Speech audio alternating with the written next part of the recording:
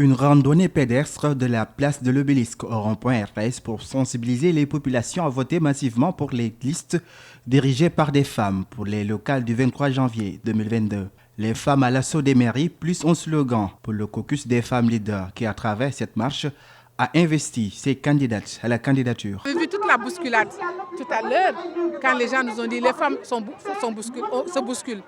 J'ai dit pour nous chercheurs, c'est un indicateur très positif. Que les femmes se bousculent pour dire qu'elles vont être candidates, c'est une grande joie pour nous. Et nous pensons que déjà le travail que le caucus fait depuis un an, parce que c'est depuis octobre 2020 que nous avons commencé, il y a eu un déclic d'un engouement pour aller à la tête, à la conquête des municipalités. Et nous espérons que nous allons avoir des résultats intéressants.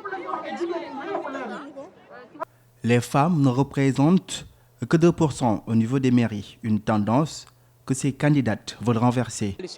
Elles viennent de montrer qu'au-delà des dissensions qu'il y a dans les partis politiques et dans les coalitions, que les femmes restent quand même unies, que les femmes sont pour l'essentiel, que les femmes sont pour l'avancement du Sénégal, le développement du pays par des collectivités locales bien gérées et qui seront développées par les femmes. En train de vivre actuellement en plein feu dans toutes les listes qui sont produites au niveau des collectivités locales, au niveau des collectivités départementales, dans les législatives, la présidentielle et tout. C'est l'importance montrée et désirée du président Abdoulaye Wade de faire de ce pays un pays participatif maximum au niveau des femmes.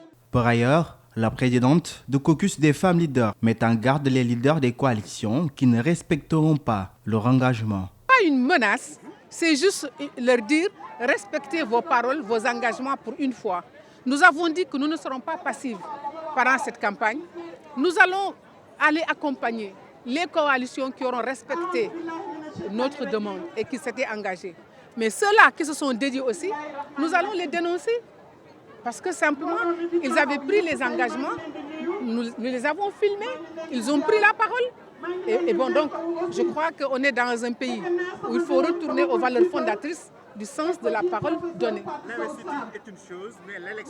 Hormis les médiations, des émissions télévisées, y compris des formations relatives aux politiques publiques, ont été entamées depuis le 6 juillet dernier. Le caucus des femmes leaders comptait également participer à la campagne des candidates une fois investies par leurs militants.